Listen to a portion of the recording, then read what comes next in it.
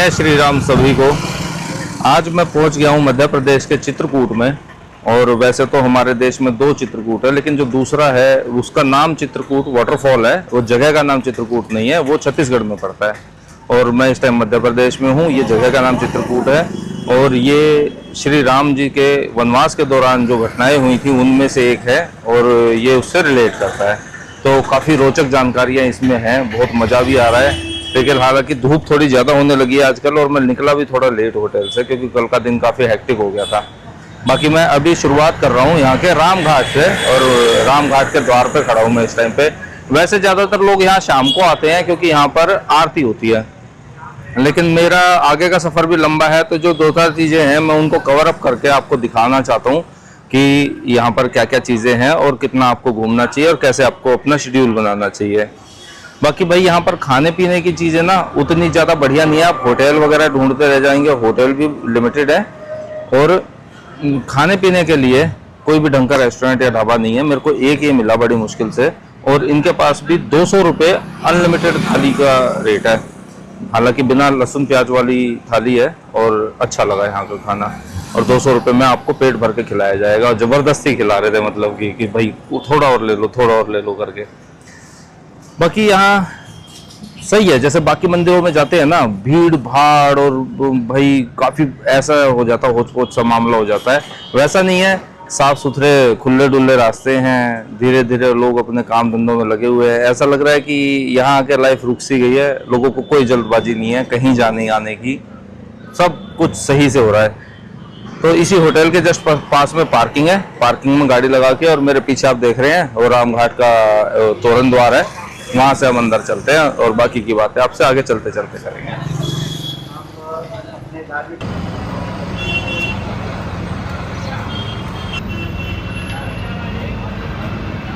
तो भाई मेरे को जगह तो बहुत पसंद आई, लेकिन ये इस टाइम के लिए नहीं है। यहाँ की धूप अभी बर्दाश्त नहीं हो रही और मेरा होटल बिल्कुल नज़दीक था, इसलिए मैं पहले यहाँ आ गया। वैसे ये आपको लास्ट में रखनी चाहिए पूरे दिन के ये बाद यहाँ के, क्योंकि आरती वगैरह होती है ना मंदाकिनी नदी के किनारे घाट बने हुए हैं। यहाँ पर बढ़िया सी एक आरती होती है शाम को, और तो ये आपको लास्ट रखना चाहिए। और इस टाइम पे दोपहर के टाइम में आपको चले जाना चाहिए गुप्त गोदावरी नदी के पास में।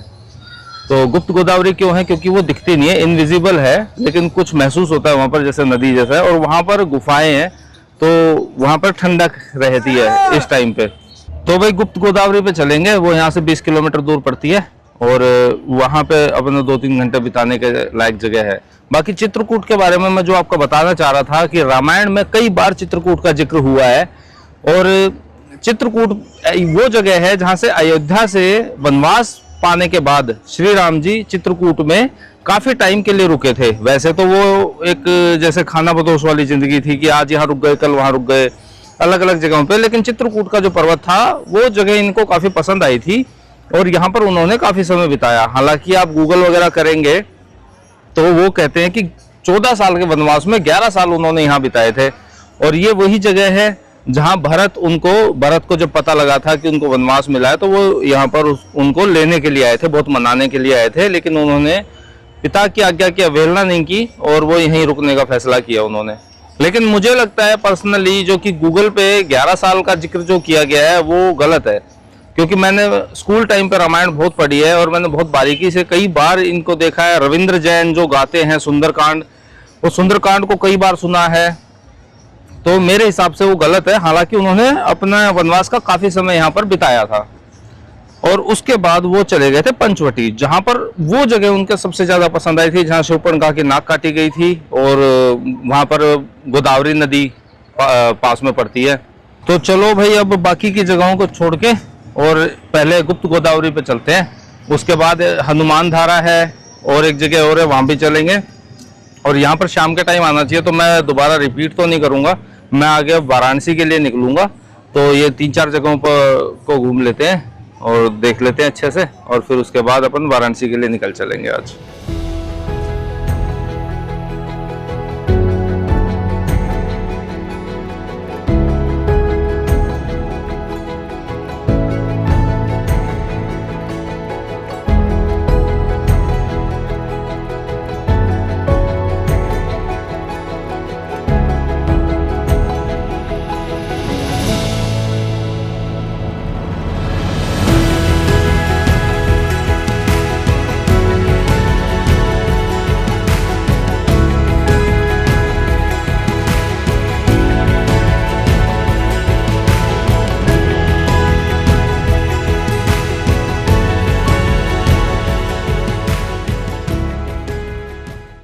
जी गुप्त गोदावरी पे पहुंच चुके हैं और मैं यहाँ पर कम से कम भी 1 घंटे से बैठा हुआ था आराम से।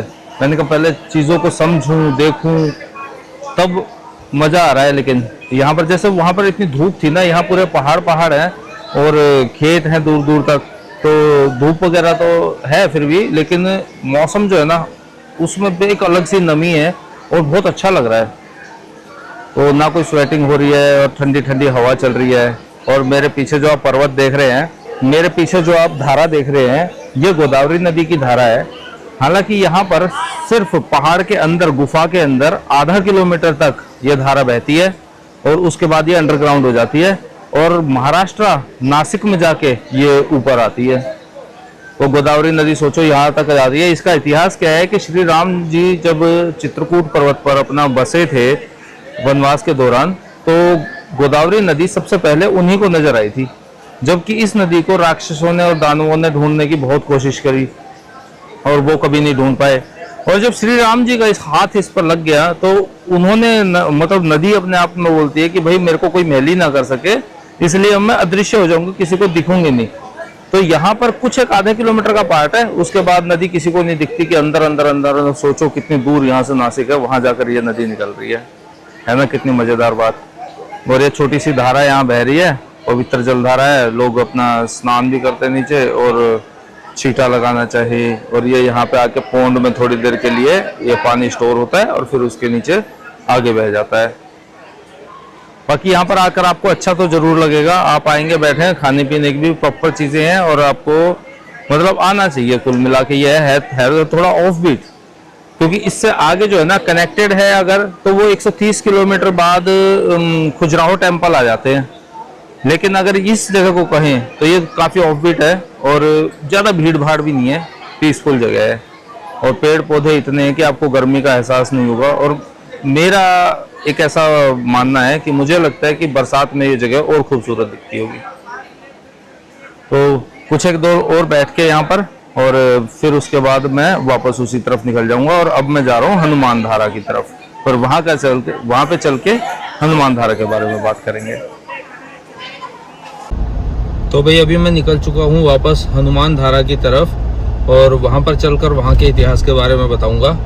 बाकी भाई हनुमान धारा से और यहाँ तक के लिए रास्ता जो है ना वो इतना ज़्यादा सही तो नहीं है, लेकिन जो लैंडस्केप्स हैं वो बड़े प्यारे हैं यार। यहाँ पर आओगे तो आपका रुक रुक के ना, मतलब आपका गाड़ी खुद तेज चलाने का मन नहीं करेगा, आपका मन कहेगा कि थोड़ा रुक रुक कर चीज़ों को देखा जाए। बड़े प्यारे प्यारे खप्पर वाले मिट्टी वाले घर हैं और मतलब गांव दराज टाइप की ज़िंदगी है, बड़ा सही लग रहा है।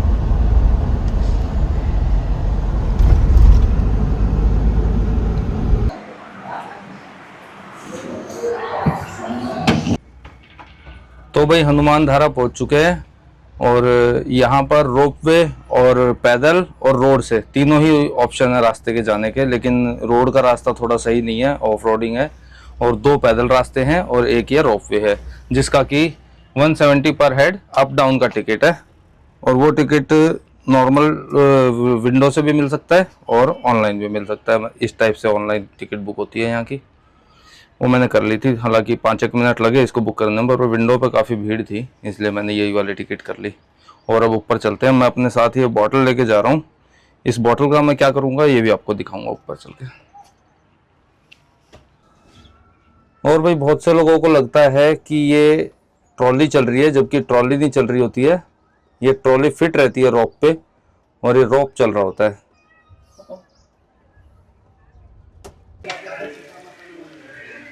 तो जी रोपवे से निकलने के बाद मुश्किल से 20 सीढ़ियां भी नहीं चढ़नी और मैं पहुंच गया हूं मंदिर के द्वार पर।